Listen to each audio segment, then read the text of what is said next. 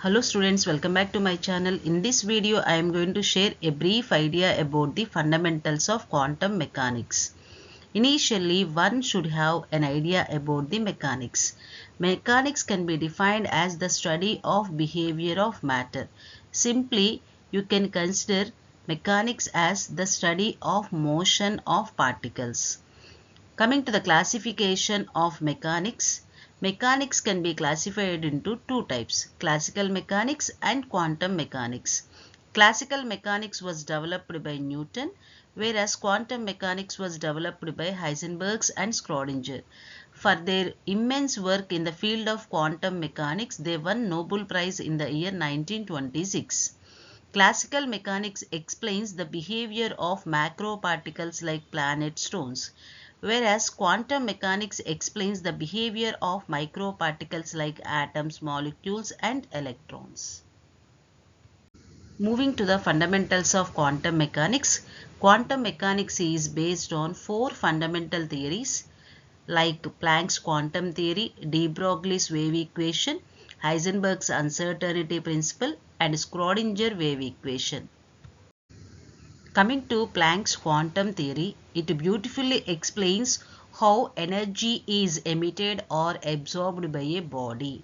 So, if you consider any body, it emits or absorbs the energy not continuously but always it takes place in the form of small packets. Hence, it states that the energy is emitted or absorbed by a body not continuously but it takes place in the form of small packets called quanta. Thus, energy is directly proportional to frequency, hence E equal to h nu, where h is Planck's constant and its value is 6.625 into 10 power minus 34 joule into second, or 6.625 into 10 power minus 27 erg into second. Next, moving to de Broglie's wave theory. This theory beautifully explains the dual nature of the matter, in particular about microscopic particles like electrons, protons, atoms, and molecules. So, according to de Broglie, like radiations, matter also exhibits dual nature, that is, wave and particle nature. According to Planck's quantum theory, E is equal to h nu, that is, E is equal to hc by lambda. But according to Einstein's mass-energy relationship, energy E equal to mc square. So, from Planck's quantum theory and Einstein's mass-energy relationship, we can write an expression for lambda as h by mc. So, lambda equal to h by mc is de Broglie's equation, which explains both particle and wave nature. Here, lambda explains the wave nature, whereas mc, that is momentum, explains the particle nature.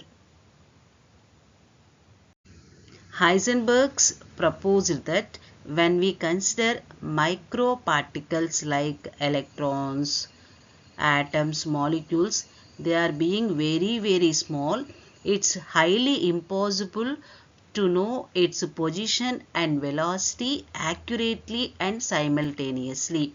And he proposed that it is impossible to determine both the position and velocity of microparticles like electrons accurately and simultaneously.